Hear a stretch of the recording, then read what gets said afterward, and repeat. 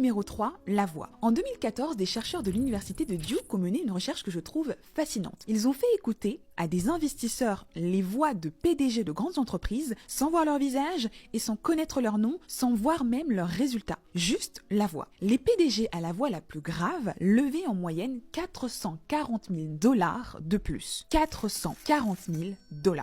Juste avec la voix. Je ne dis pas que tu dois changer ta voix naturelle, je dis que ta voix est un instrument. Et comme tout instrument, elle se travaille. Il y a 3 variables que tu peux contrôler dès aujourd'hui. Le premier, le débit. Les gens nerveux parlent trop vite, c'est un réflexe de survie. On veut en finir, mais la rapidité est perçue comme de l'anxiété. Obama, par exemple, faisait des pauses de 3 à 4 secondes en plein discours. Et ces silences ne sont pas des vides, ce sont des affirmations de puissance. 2, la projection. Pas besoin de crier, mais projette la voix depuis le diaphragme, pas depuis la gorge. La voix qu'on va appeler de gorge est fragile, tendue, anxieuse, mais la voix de ventre est ronde, stable et rassurante. 3, la prosodie, c'est la musique de la voix, les variations de ton, les accélérations, les ralentissements. Une voix monotone endort toujours. Une voix qui joue avec des émotions capte toujours. L'exercice concret le plus puissant de tous, lis à voix haute pendant 10 minutes chaque jour, n'importe quel texte, mais pas en le lisant platement, en jouant sur les émotions, en ralentissant sur les mots importants,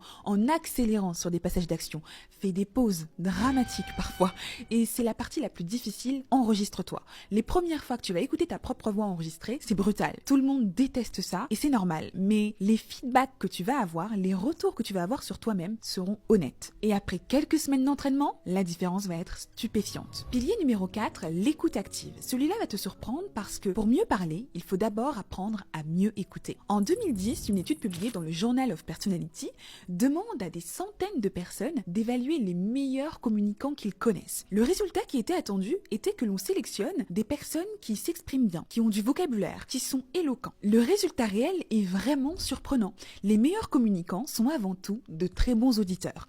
Pas ceux qui parlent le plus, mais ceux qui écoutent le mieux. Pourquoi ? Parce que quand tu écoutes vraiment, tu comprends ce que l'autre ressent, ce qu'il cherche, ce dont il a besoin. Et alors tes mots touchent juste, comme des flèches qui touchent une cible. Comment réussir à faire ça ? Pendant une semaine, dans chaque conversation, impose-toi une règle absolue. Ne réponds jamais dans les 2 premières secondes. Laisse le silence s'installer. Réfléchis vraiment à ce que tu viens d'entendre.